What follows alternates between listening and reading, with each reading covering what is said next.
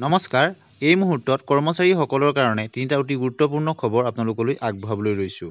প্ৰথম খবৰটো হৈছে OPS অৰ্থাৎ অল্ড পেঞ্চন স্কিমৰ পুনৰ প্ৰৱৰ্তনৰ সম্পৰ্কত ডক্টৰ মনজিত সিং পেটেলে তেখেতে কেইবাটাও গুৰুত্বপূৰ্ণ মন্তব্য সামাজিক মাধ্যমত আগবঢ়াইছে।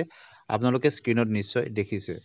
যাতে পুৰণি পেঞ্চন পুনৰ বৃদ্ধি হয় বা বাহাল হয় তাৰ ক্ষেত্ৰত তেখেতে কেইবাটাও যুক্তি তেখেতে সামাজিক মাধ্যমৰ যোগেদি শ্বেয়াৰ কৰিছে। গতিকে সকলোৱে দাবী জনাইছে যে পুৰণি পেঞ্চন প্ৰৱৰ্তন হ'ব লাগে। দ্বিতীয়টো হ'ল যে নলবাৰী ডিষ্ট্ৰিক্টত লোকেল হলিডে ঘোষণা কৰা হৈছে।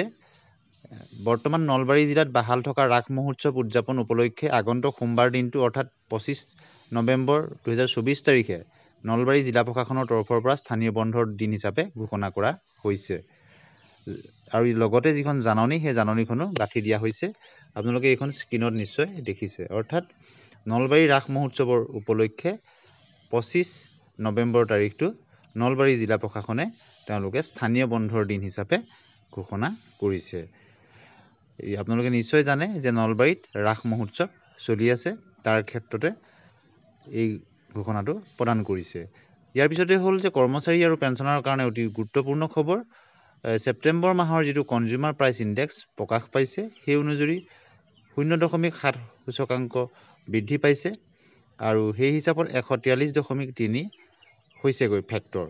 আৰু এনেদৰে যদি আমি কেলকুলেশ্যন কৰি চাওঁ তেতিয়াহ'লে অক্টোবৰ, নৱেম্বৰ আৰু ডিচেম্বৰ এই 3 মাহ আছে, জানুৱাৰীলৈকে আৰু 4% দিয়ে বৃদ্ধি হোৱাৰ সম্ভাৱনা আছে।